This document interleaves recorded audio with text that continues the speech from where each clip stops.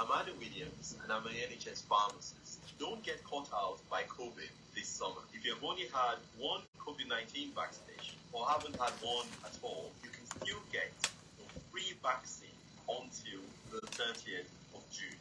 Book your vaccine through the NHS app, online at nhs.uk/COVID vaccination, or call 119 for free.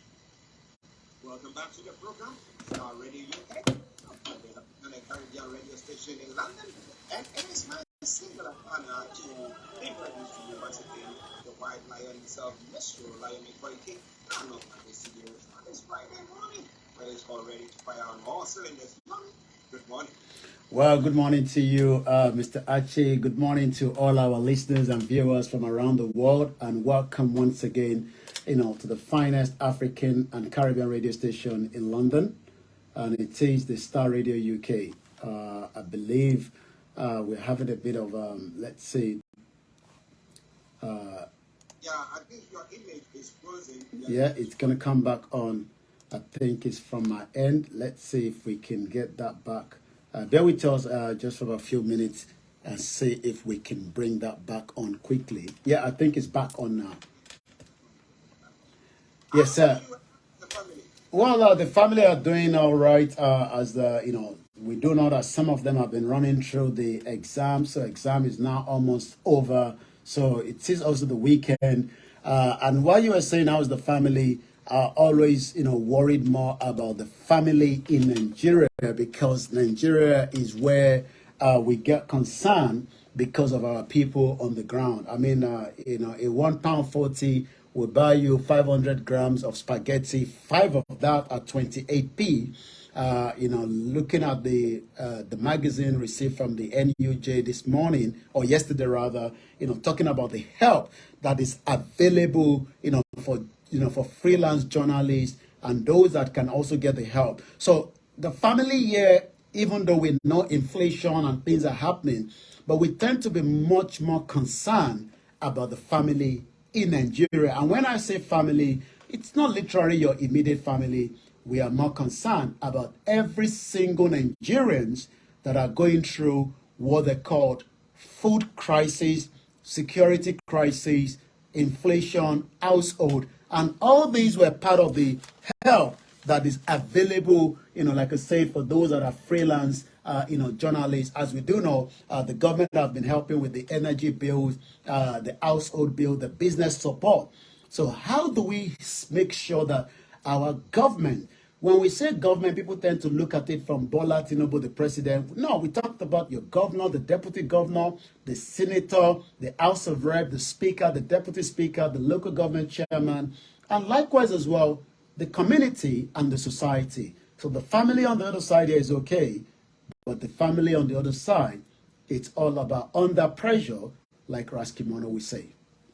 Well, as we say, under pressure, Nigeria is under pressure, Africa is under pressure, whatever. And it's part of the government as well. That's the first thing. It's part of it, that's when you contribute to it, right? Okay, but the PMO is worried about low revenues as Nigeria debt nears 81 trillion naira. Now, I don't know 81 trillion naira, what it converts to in dollars. I think how many billions of dollars there? No, it would be trillion. It would be in the trillion. Yeah. Tell me. Well, there's a lot of debt in Nigeria, and one thing that the government is looking for now is to find as much money to solve this problem. How Nigeria will be able to solve that debt problem, because it is the debt of a country that has, what we can call whether there's a functioning system, like I mentioned at the beginning. So this morning, according to the figure that have arrived based on the 2022 Debt Sustainability Analysis Report by the Debt Management Office, according to the Debt Office, there is an increase in the total public debt to the GDP of 37.1% in 2023 from 23.4% as at September 2022, was due to the inclusion of an estimated 8.8 trillion 2023 debt that the government weighs and means debt of over 23 trillion. Now there's estimate promissory note insurance of 2. So the debt continued to rise because there's still government running. And that literally means that, the president is looking for funds. He's currently in Paris, the global summit pact. And the federal government will be unable to borrow a lot as it is near its self-imposed debt limit of 40% according to the DMO Debt Management Office. But you were talking about what it means, when we bring it down to the dollar rate in terms of the figure. You're talking about whether we would even be able to get any more loan from the outside world, from the Chinese, the AfriBank, the African Development Bank, and likewise, the loan that are coming from the Arab country as well, because we are now almost 40% exhausting what we called borrowing. And it is good to borrow if you are using that money for the right purpose and it's not being stolen away. Because this morning again, there's all kind of 7 billion theft at John Casey's. There's another one that I saw, $76 million cash all stockpile in an Abuja apartment. I'll be telling you more about that later. Well, listen, it is Starr Radio UK, and let me say morning to Tabiri, CEO of DIL Accountancy Services. So ladies and gentlemen, and the girls, hope you all doing very, very well there. Now, as you were saying, it's good to borrow money because if you borrow and you utilize it, you get the money's worth of whatever, and a good negotiation there. You may not pay too much interest there, and at least you get efficiencies. Getting whatever. So we take a typical case of the refinery by what's his name again? Dangote. Yeah, it's not his own pocket money that he's using. He's using whatever he has assurance going to take a big loan to do that as well. So this is an investment. It will bear fruit or it will yield profit for him, and he'll be able to. But when we see our companies going to go get loans, and we don't see that people are not seeing the impact of it, and as you say, some people dip their hands in and just cycle it and just run up with it, then we have a big problem. But this is a case where they are thinking of increasing taxes in Nigeria, and some are saying that do not go on to increase taxes. Where will government get a revenue from then? Yeah. Well, Nigeria don't like paying tax, and you got to pay tax wherever you are. Most companies, even here in UK, try to avoid the inland revenue, because, that is the only way the government can run after them, to do what they call the services. When you go to number 10 Downing Street, just about a few meters away is the HMRC building. The federal government, like you said, implemented 3 days ago what we call the 7.5% VAT on diesel, but Nigerians kicked. I don't know why Nigerians are kicking, because, if you want that services, you have to pay for it. But why Nigerians are kicking is that most of the time, Nigerians have paid so much into the government coffer, whether through the pension, whether through the VAT to the diesel. But how does this money end up to be used is been the question. But the federal government Monday this week confirmed that it has commenced the implementation of the payment of 7.5% value added tax on the automotive gas oil, popularly called diesel. In Nigeria, most vehicles are run on petrol. I sent a vehicle some few years ago, and it was a diesel vehicle, and it seems that the mechanics struggled to operate it. I would rather want to run a diesel vehicle here because it's a little bit more cheaper and a little bit more economical. But in Nigeria, everybody believes that the petrol is the better car. Even though the Lagos state is saying that they have brought in some buses, electric buses. I don't know how they're going to operate that, knowing fully well that Nigeria is not yet there, but it's also trying to look at the innovative. But this development was however condemned by Nigerians, who has pointed out the citizens were still trying to adjust to the hike of the pump price of the premium motor spirit, popularly called petrol, not knowing that there are plans being perfected to further raise payment of diesel. The question then is, where is the government going to find the money for the duty of care to Nigerians, especially the Bola Tinubu government is trying to bring back as much money into the coffers of the government, and the reason for that is so that we can be able to pay back our loan that we assured the international community when we were borrowing this money. However, the Ninth Senate of the Representatives would wound down without approving the loan request. Buhari took out so much loan that today Bola Tinubu will be able to find where to get those loans. And under the alternative scenario, the total public debt to the GDP ratio at about 45.4% in 2023 exceed Nigerian self-imposed debt limit of 40%. So already we have gone past our treasury of what we could get. But while the federal government debt service to revenue also exceed the recommendation treasury of 50%. So it seems that we are going too far way ahead when it comes to borrowing, and the government must find a way to reduce the borrowing that Nigerians are saying it will take 40 years to repay back the debt. Well, to take 40 years to repay back the debt, we're going to be paying it at that time. But Bishop Adesina says revenue is now increased for the FAAC to share among component units from 655.9 billion naira to 1.2 trillion monthly allocation. The surplus is coming from proceeds of subsidy removal and foreign exchange.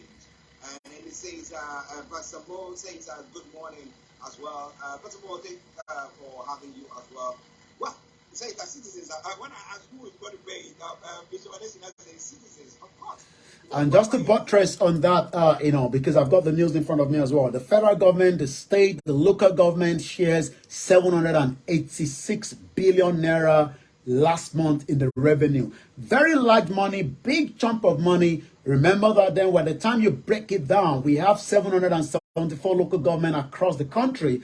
How then is also the autonomy of making sure that whatever revenue goes to our local government is not also being held back by some of the government. The Federal Allocation Committee says it has shared about 786.16 billion among the three tiers of the government last month. The figure represents an increase of 130 billion naira compared to the 655 in April. And like I said, it's because there's a little bit of chunk of money due to subsidy. Remember that Nigerian government is paying out 400 billion naira every month towards the subsidy. That's about almost $10 billion last year.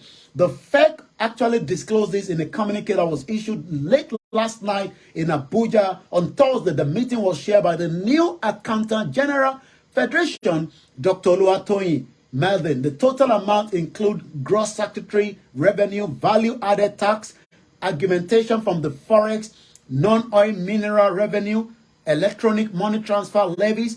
The communique said the 786.16 billion total was distributable revenue, comprises distributable statutory. But Nigerians hear this money. I mean, we are saying there's 700 and something billion to be shared. The question is, how do you get the support? And like I said, looking at that record that I was reviewing this morning, from the article that was sent to me by the NUJ, was telling me that, if I am in crisis, these are the way you can get support, from the business support to the loan, to the statutory pay, to the universal credit. How do an average Nigerian somewhere in Plateau State can walk to the local government and say, look, I am in crisis, whether for food need, business need, and they can get support? This is where the government is not literally operating on the grassroots. Wow, this is interesting development from there. But whilst they're crying about money, scavengers have carted away $4 million from $76 million cash haul stockpiled in Abuja apartment by the NDIC manager Aisha Odariko, ex-PEM Secretary Mohammed Buhari. Now, you see, I've been asking lots of questions as to whether Tinubu taking their reins now is going to be going after various people, because we know that it looks like, I remember Aisha Buhari did make a statement back in the day that Buhari at the time wasn't giving the free hand to be actually chasing or persecuting people, or people who have nicked statements and stuff like that. So we see Tinubu coming in, and it looks like from day one, he hit the ground running, trying to pursue people like that. This is in a country where people are crying, and we look at the country's total debt ratio, and we are talking about it that, look, this is something that's going to come up, bite them one day. And Bishop Adesina says citizens are going to definitely pay for that. Tell me, what happened to this money? Where did they get it? How did they start it? And how was it discovered? It's so painful that we have 130 million Nigerians that are struggling. And when I say struggling from every basic things of life. And by the time you hear that someone, two people, individuals, groups of people have decided to use Nigeria as their cash cow, or cash cow. These are the two faces. To your left is the woman. It doesn't make any difference. Aisha Odariko. She is the manager of the NDIC. I'm going to tell you the full meaning of that. That is the abbreviation. And Mohammed Kaira Dikwa is the ex-permanent secretary of the Federal Ministry of Finance. What we do know that a quarter of the scrap metal collected foraging for food during the peak of the COVID-19 pandemic breached a gated duplex in a residential neighborhood southeast of Abuja city center. Remember that we're talking about, food that was meant to be delivered during the COVID.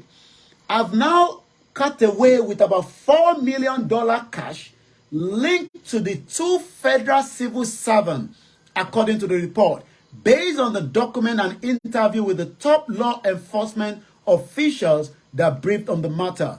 Our master lead learned out the theft and the revelation that well-heeled Nigerians are still harboring vast quantities of mysterious cash indoors, despite broadly publicized recoveries of similar salt away in recent years. Started officials working on the case. Aisha Sadiq Odariko, a manager in charge of the Enterprise Risk Unity of the Nigerian Deposit Insurance Corporation, NDIC, and Mohammed Kaira Dikwa, a retired permanent secretary at the Federal Ministry of Finance, have been the subject of the sprawling but concealed criminal investigation by the authorities for their role, guess what, in stockpiling about $76 million cash of unexplained origin. This is just unbelievable. But some say there's nothing unbelievable. Abacha stole so much, and these are still the same clan of people that are milking Nigeria very dry. But let me talk about asset declaration regime under this constitution. Now, in this part of the world, if you want to do or embark on anything like that, there will be monetary you. This Archie, you know that he's worked so much. The next moment, they find him buying a private jet and buying some plush building around where one of the poshest places. They will be finding out, did he win a lottery? What business has he entered into to get that? So when it comes to the asset declaration regime in Nigeria, how is it like? Because if these people are being checked, then people will not be able to cycle any statements. Yep. Well, people are checked maybe if you're a governor, a president, but when it comes to these positions, you're quite right. They are meant to be checked. They are meant to be, look to say, declare your asset. But in reality, Mr. Archie, these are Nigerian, this is Africa. Asset declaration, even Bola Tinubu have not yet declared his own asset declaration as a president, not to talk about, the average, workers at this ministry, as you can see there. I mean, and sometimes they know where the money is moving from. They don't want it to move it through the banking sector. That is why, most Nigerians corrupt politicians and civil. I mean, it is only in Nigeria that a civil servant knows as a business. They've turned it into a business. So normally you should have this as a proposal, maybe where the money is moving around, but $76 million stashed somewhere. It's not new. Remember that Buhari had so much money stuck in his house here in London when it was busted until he spent time. He's back in the same government. So it is not unusual for us to hear this news, but it is just heartbreaking. She told detectives that there were 76 million in the building, out of which the boys have already stolen as well 4 million. So, we call it Olegba. Even those that went to see that apartment have removed $4 million out of the 76 million. Interesting. Africa, my goodness. Listen, it's Starr Radio UK. It is your favorite African and Caribbean radio station in London on the Friday edition of the morning show. The time now 11:29. But let me read you one comment that Bishop Adesina has posted. It said, the levies on Nigerian citizens are too much. And people are paying now, but government has no payback scheme to cushion the hard economy. The electricity, fuel, devaluation of the naira, commodity price hike, my goodness, name it, and they are all going on. And so, like Yomi said, but 130 million people are suffering. They are just trying to exist, not to live, exist. But well, what do you think can be done? It is already okay. Let's move on to some, another one, and it says, all these on citizens to suffer in order to balance Nigeria's economy when the people who loot the nation openly are untouchable. The people may revolt before August against the government. Of course, when your backs are pushed against the wall and they are trying to siphon everything from you and you have nothing to give, all that you can do is just revolt. But revolt that doesn't get to that point. But people will rise up, but the government will know, will do diligence, whatever is happening, to pushing the lives of people. But let's start with the UK. Yomi, unless you want to say something about that. No, we're good to go. All right, then. So now let's move on to some other stories making the round. Now, come next week, it's going to be the Eid. What the full name of that one? Yeah, the Eid. Yeah, you're right. The Eid. Yeah. But the DSS is coming out to say that, look, they are signing warnings that, look, there are terrorist threats that is going on in the country. Now, I don't know, the past dates, the past events like that, I don't know what has been done. But with this new service chiefs coming into office, are they going to now introduce maybe some soldiers or some security in all the mosques and all the churches and stuff like that, if there are any threats of the sort? No. Well, intelligence gathering is about, finding out the threat and neutralize it as quickly as possible before it becomes a full-blown threat, to the citizens. So every security intelligence wants to know, who is doing something that will make harmful to the citizens. So, with the back behind me are the new security chiefs. We've seen, coordinated attack on the military in the last few days. Again, it's all about whether somebody is leaking their intelligence movement and, but the NSA has a lot of work to do, just as the DSS as well. But the Department of the State Services has now raised the alarm of planned attacks on worship and recreation centers before and during the Eid Cup celebration. This is not the first time that warning has been given to citizens. Even the international, diplomats, the international embassies, like the Americans and the UK, are always warning their citizens to avoid a lot of gatherings. And the reason for that is nothing more than the fact that we have as many elements of people that wants to make disruption. It's saying, your state has been bashed back to back in the last few days. They've even cried out to, Dr. Chief Sunday Igboho to come and rescue them, even though they have a governor in place that should be dealing with such insecurity. We've seen coordinated attack in Plateau State, in Bauchi State. So the DSS warning yesterday by Peter Afunaya urged operators of malls, among others, to be vigilant. Mr. Archie, Nigerians are so not vigilant. Each time I travel to Nigeria, it seems that maybe because say it sorted is something that has been embedded with us. Sometimes I do ask, why is this vehicle parked there? And it seems that it is odd. Some will just tell you the owner is not even around. And you wonder, why is a vehicle parking here when it's not meant to be there?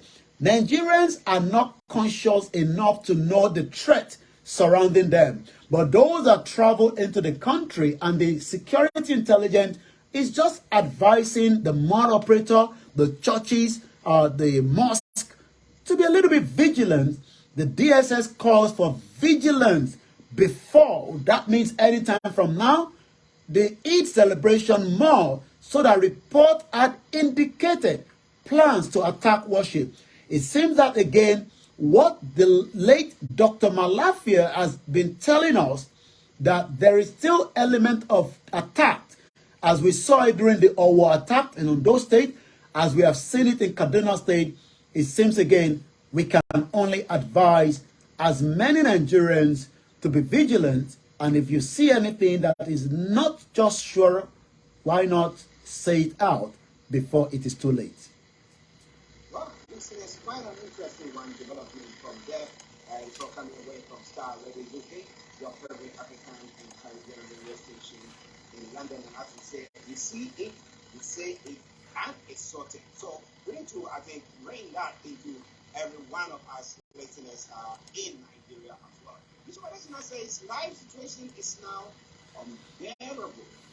Unbearable. My goodness. But what do you think?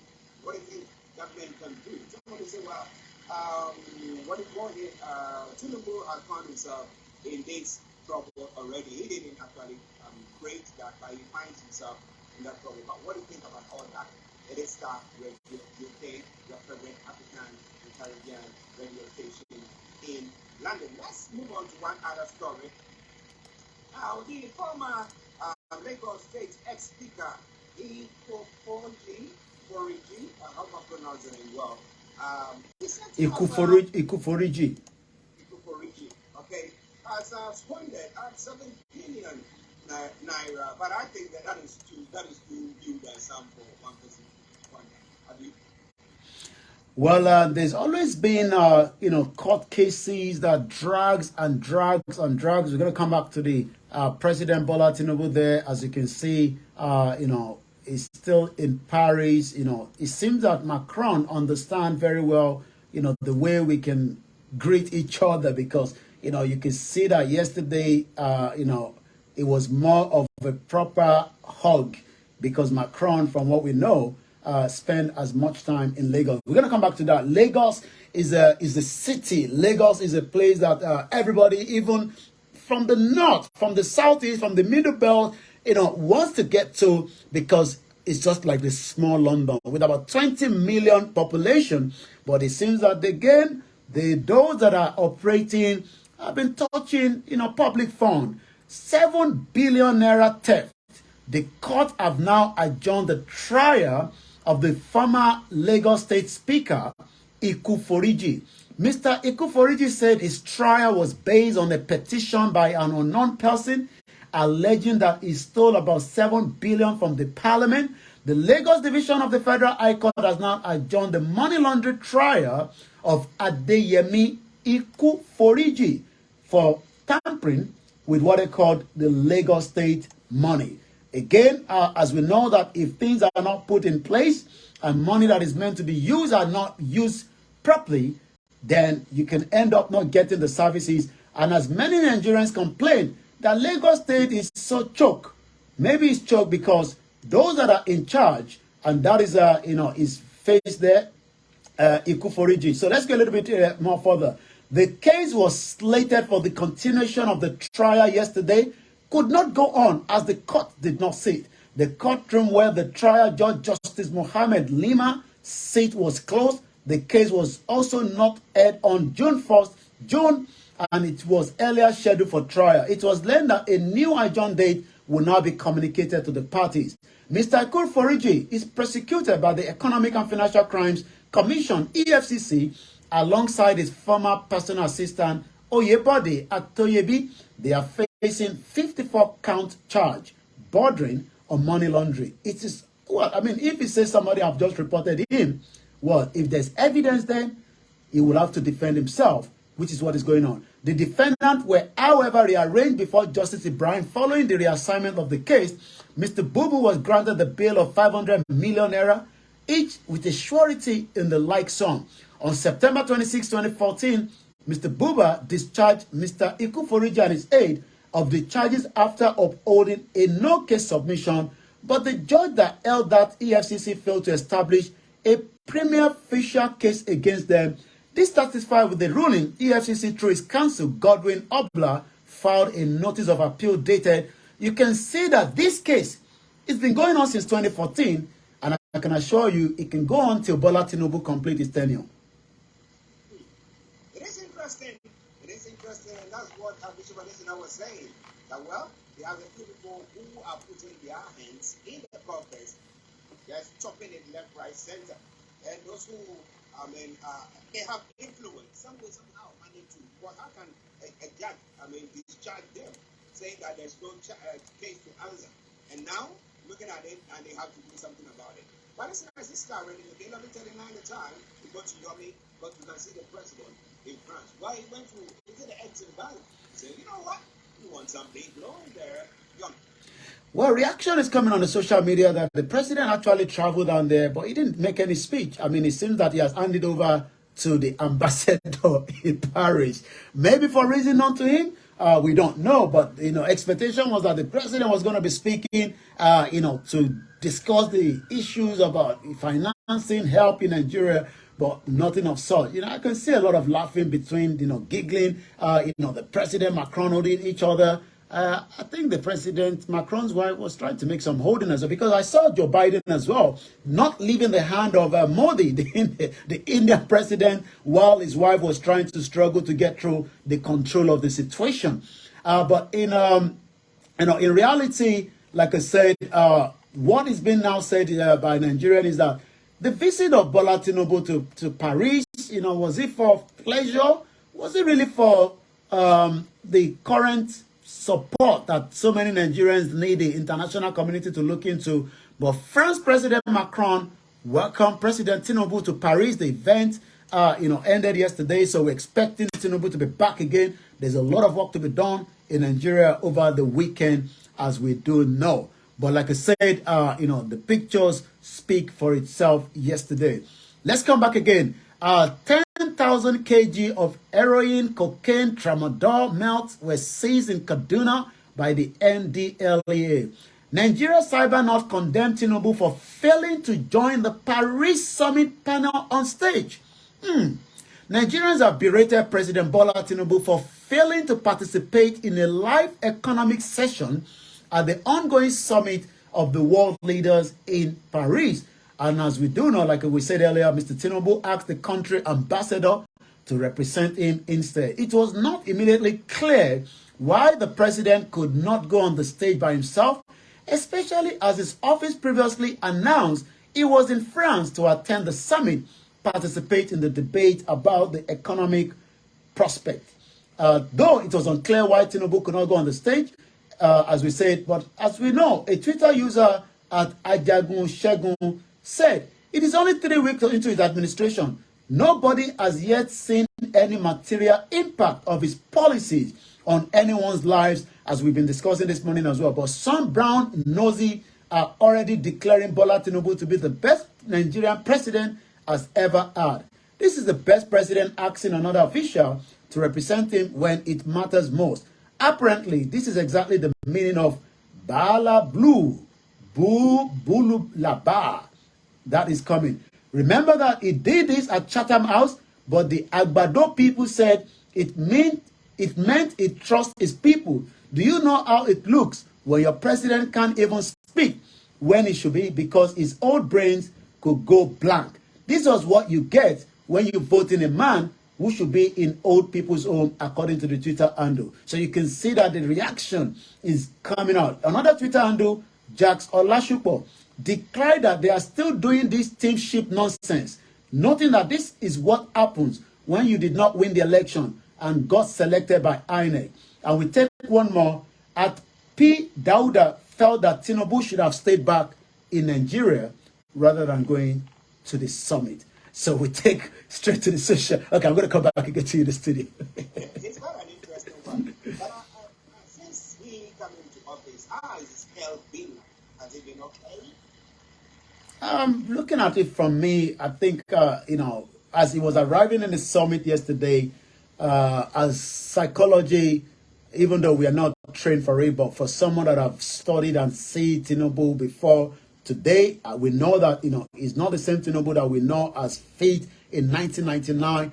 But yesterday, when he was attending the summit at the beginning of the first day, you can see that the balance is not there. But as we do know, age-wise, we could also say that we know that he has some health issues just as any other person. But again, as we do say, maybe he should have stayed back or not. But being there as a president carries weight than just sending the Nigerian ambassador into that particular event. But health-wise, time will tell whether Tinubu will be flying out again, because there's a lot of rumor that he's not just attending the summit, he was just also recharging his battery cell. Okay, is he charging his batteries? We don't know. You and I were not there. Pastor Moore says nothing good can come out of Nigeria's government. May God deliver the indigenous people. The Bishop Adesina says he should have been taking medical treatment. It's alleged. That's the allegation that is going on. He's alleged to have.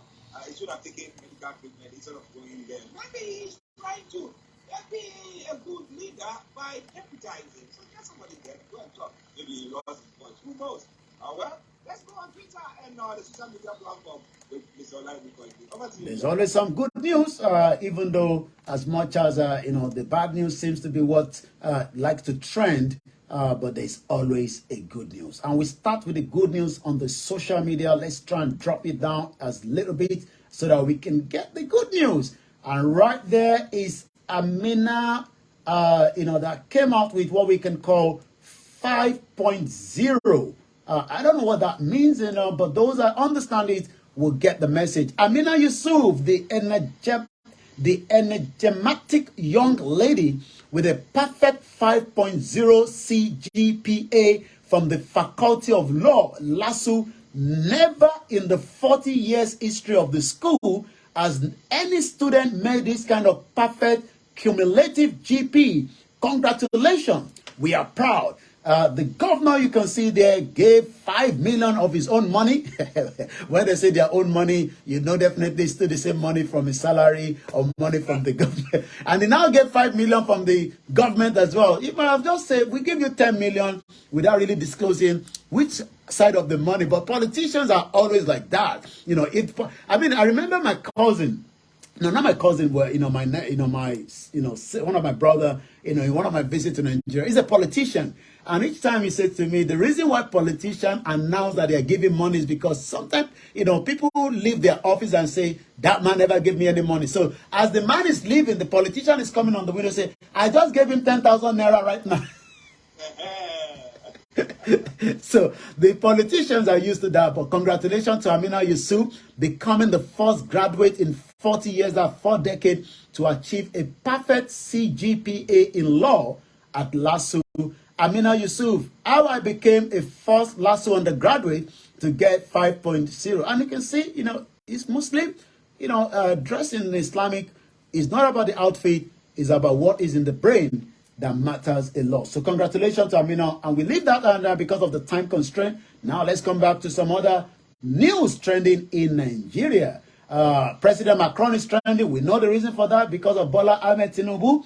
So that is definitely, we've actually break it down as we know. I'm looking at the AFP. This is the difference where Nigerians are not really pleased with Bola Tinubu, that says, he has attended an event and yet he's not speaking. But according to the AFP 25 minutes ago, French President Macron says it's a complete consensus to reform a global financial institution. I would have loved to hear the same thing coming from the AFP, talking about what Tinubu actually said and not what our ambassador to France is saying. But again, it's just about maybe the hugging, and the throw of punch between Tinubu and Macron in another image there, which the video has actually. So it looks like Tinubu has gone for a greeting rather than speaking. So that is currently trending, and we're going to take one more of what is trending, on the social media where Nigerians make use of their voices as well.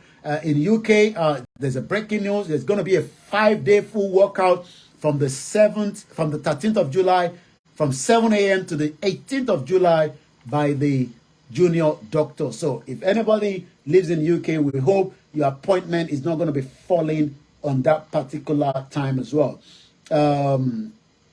So just what is trending generally, it's all about Nigeria. A lot of Nigerians are talking about the Ocean Gate expedition. Some have said different things. Why would you lock yourself in a 250 million cage thrown into the water for expedition? But again, if sometimes we don't take the risk, we don't get the quest. It's just the same thing as the indigenous people under the leadership of Professor Adebanjo Akintoye says, we must find the quest, the truth, and the truth shall always prevail. And that is the reason why he will be having another town hall conversation with Ilano Canada, where they'll be discussing everything about the progress, the unity of moving the campaign of the Yoruba Nation struggle that will also continue. With also, as other have said, that Bola Tinubu would at some point have to negotiate roundtable discussion, consultation with those that are agitating. It does not matter how long it takes, because this is a non-violent movement. So that is going to be the current situation with the movement tomorrow again, where Professor, and also called the Oracle, a professor of history that started writing the history of the Yoruba as far back as 1977 with the first draft. Wow, listeners, updates from Nigeria with Bishop Lani. But then this is around what is happening on the social media. Bishop Lani says, you know what? When he was shaking hands with Macron, I was praying so that the president of Nigeria doesn't fall down. He was praying seriously. Old man, yeah. But well, we wish him the best. We wish him the best. I don't know why he had to go in there. We were not going to appear in that conference or whatever they were doing there. Going to deputize someone to do so.